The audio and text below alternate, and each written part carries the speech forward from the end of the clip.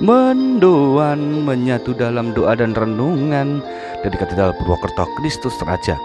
Selasa 14 Maret 2023, saya Romo IA. Selamat pagi saudari-saudara. Semoga perjalanan Mati Raga Prapaskah hari ini membawa dampak pertobatan sempurna bagi iman kita masing-masing. Untuk itu kita bekali diri dengan merenungkan sabda hari ini dari Injil Matius bab 18 ayat 21 sampai 35. Dalam nama Bapa dan Putra dan Roh Kudus. Amin.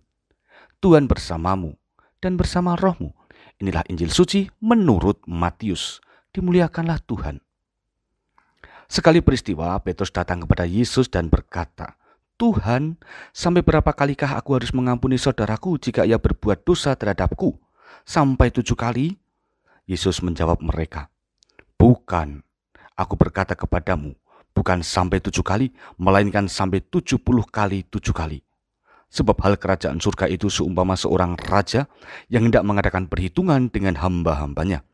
Ketika ia mulai mengadakan perhitungan itu, dihadapkanlah kepadanya seorang yang berhutang 10.000 talenta.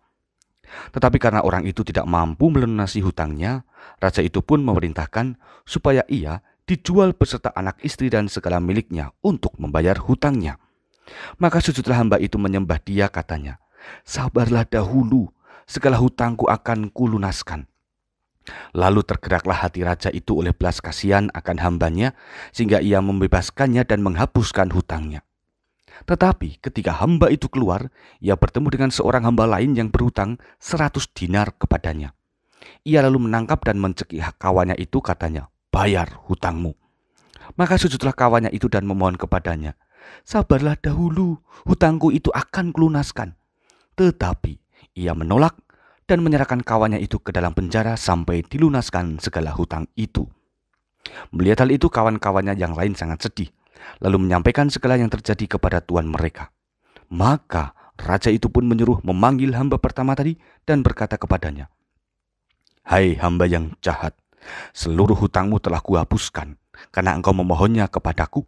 Bukankah engkau pun harus mengasihani kawanmu seperti aku telah mengasihani engkau?'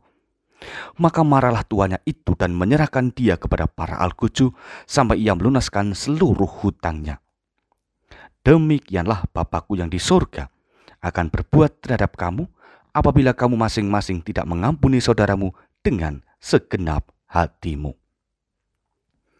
Demikianlah sabda Tuhan. Terpujilah Kristus. Seringkali kita itu berucap bahwa kesabaran seseorang tentu ada batasnya. Itu memang benar. Namun sebaliknya, kita sering memohon ampun kepada Tuhan sebab kita tahu bahwa Tuhan Maha Pengampun. Sebab pengampunan Tuhan itu tidak ada batasnya. Hal ini perlu kita sadari sebagai cara beriman yang agak keliru. Mengapa? Sebab apa yang kita lakukan kepada sesama merupakan cara kita untuk menerima kasih Tuhan. Maka jika kita hendak mengalami belas kasih Tuhan yang tanpa batas, kita pun harus memiliki kesabaran dalam mengampuni secara tidak terbatas pula. Saudari-saudara, Injil mengajak kita untuk memiliki pembaruan dalam hidup persaudaraan. Tidak pernah bisa kita tolak bahwa selalu saja ada ketegangan dan konflik akibat interaksi kita dengan sesama. Namun, fokusnya bukan dalam konflik itu. Seharusnya perhatian ada pada bagaimana kita membangun hati penuh kedamaian secara sempurna dalam situasi konflik. Ajakan Yesus untuk mengampuni merupakan perjuangan kita yang cukup berat. Kita harus memberi ampun. Artinya bahwa amunisi kesabaran, kasih, dan hati kita itu harus kuat terlebih dahulu. Sumbernya harus berasal dari unsur yang benar, tidak lain dari kasih Tuhan sendiri. Maka saudara-saudari, Prapaskah semoga menjadi kesempatan kita memperbarui usaha untuk pendamaian dalam kesejahteraan.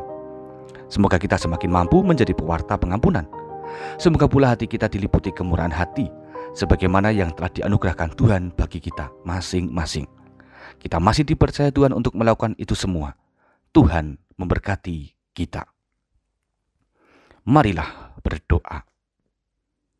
Allah Bapa Maha Kasih, kami mohon bimbing kami sebagai pribadi yang murah hati, baik itu untuk mengampuni maupun untuk memohon ampun. Kuatkanlah iman kami, agar melalui diri ini kedamaian semakin berkembang dan mewujud secara nyata.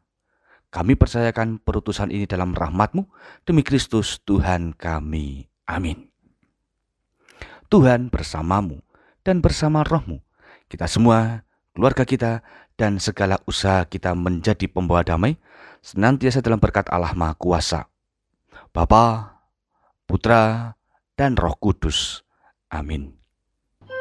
Saudari-saudara, selamat beraktivitas. Tuhan memberkati. Salam mendoan.